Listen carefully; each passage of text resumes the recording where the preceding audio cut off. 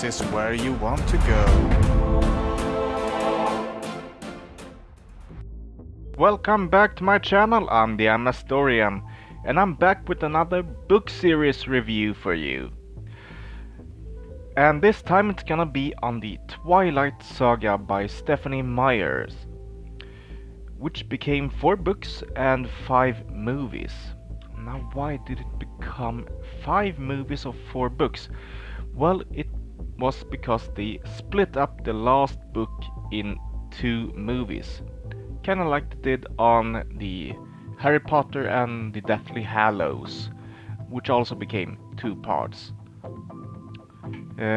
Why? Because the book simply contained way too much information for one movie. You cannot cut out that much and still have it cohesive. And what is this book series about? Well, let's say that it is a love story and a vampire story rolled into one. That's basically what it is. So, what is the fantastical elements in this book series, and are they any good? Well, let's have a look at the werewolves. The werewolves are in this book series is basically an Indian tribe called the Quileutes, and they have inherited their shape-shifting powers from their fathers before them, which make them into these enormous wolves. Are that depiction any good for a shapeshifter or werewolf? Yeah, it's pretty okay in my opinion. Although these wolves sort of become as big as horses, which is quite hilarious actually. Okay, I give it to them. That, wow, they're impressive. They're goddamn impressive. But come on, a dog big as a horse, or bigger than a horse. Wow, that's a big dog.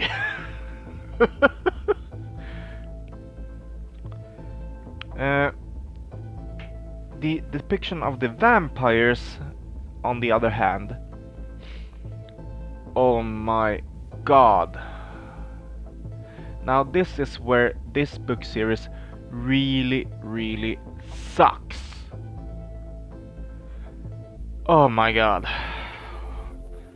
These vampires and the way that Stephanie Meyer portrays vampires is so bad. Oh my god. I mean, okay, I can give her that she's a bit creative with the myth about how or why a vampire is not supposed to be able to walk in the sunlight. Normally, with that in mind, well, the vampires turns into bits of crispy chicken. But not here.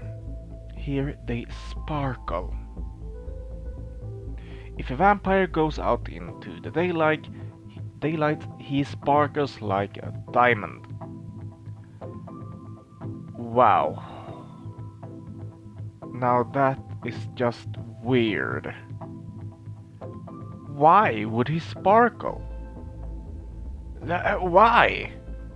It doesn't get explained anywhere in the book series, but I just assume that it has something to do with his skin. Why? Because the skin of these vampires is supposed to be hard as stone. So hard that nothing can penetrate it but the teeth of another vampire or the teeth of a werewolf.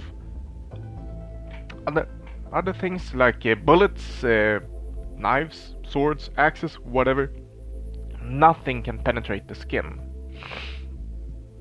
Which makes it quite strange.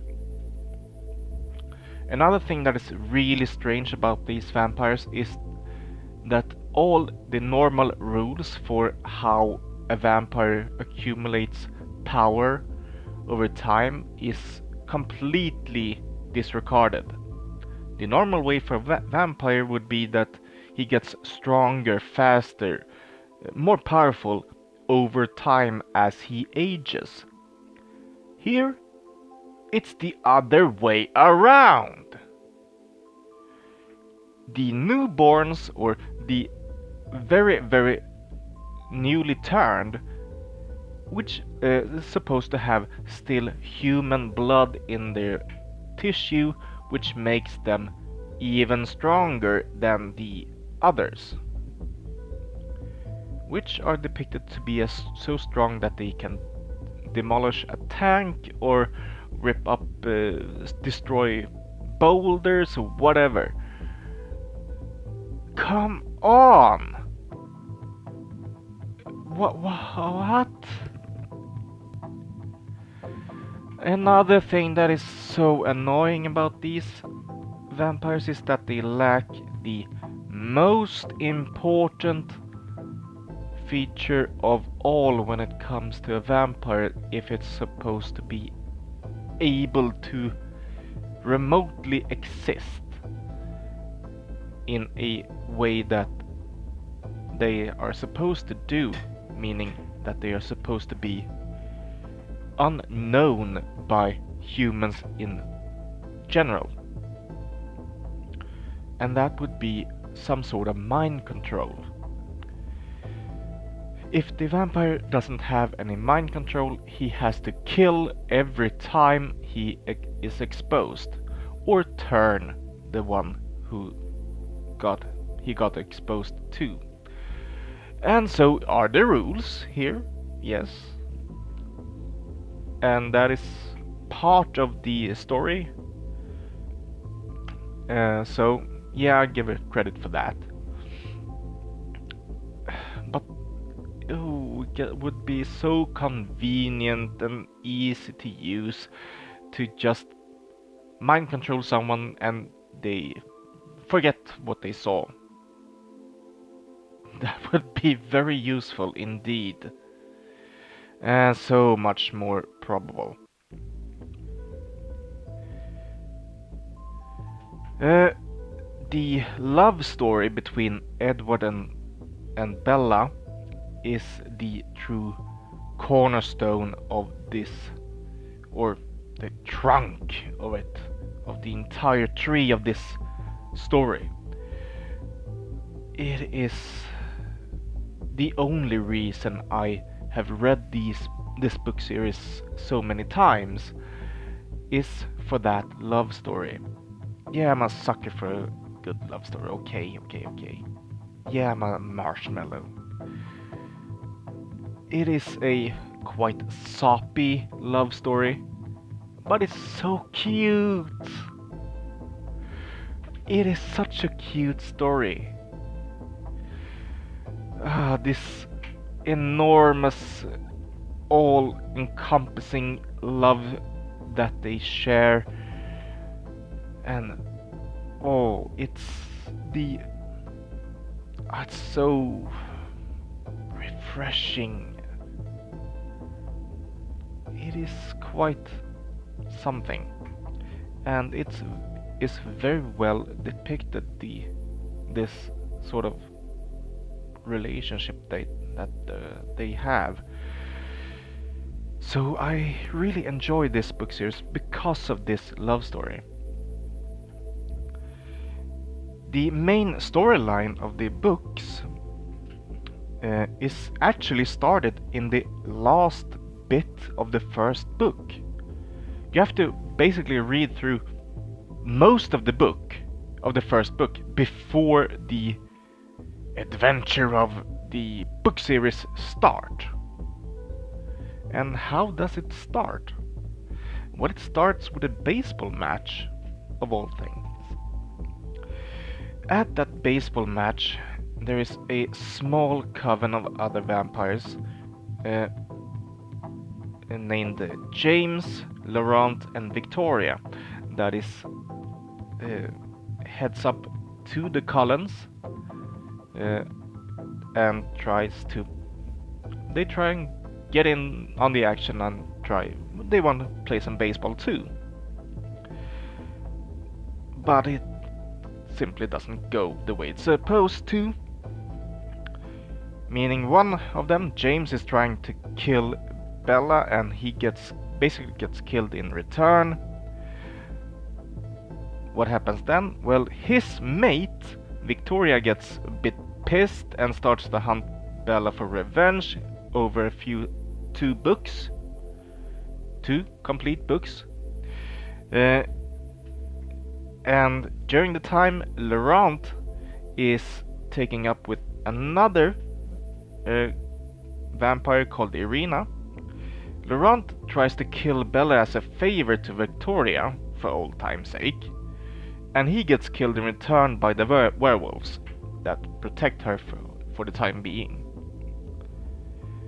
And Irina gets pissed at the Cullens for stopping her from taking revenge on the werewolves, which makes her more likely in the last book to go to the Volturi, the vampire police, so if we call them so, when she is misinterpret Renesmee, Edward and Bella's daughter, as a immortal child, meaning a child that has been turned into a vampire.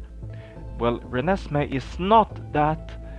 She is a half human and half vampire child, which turns out to be something completely different.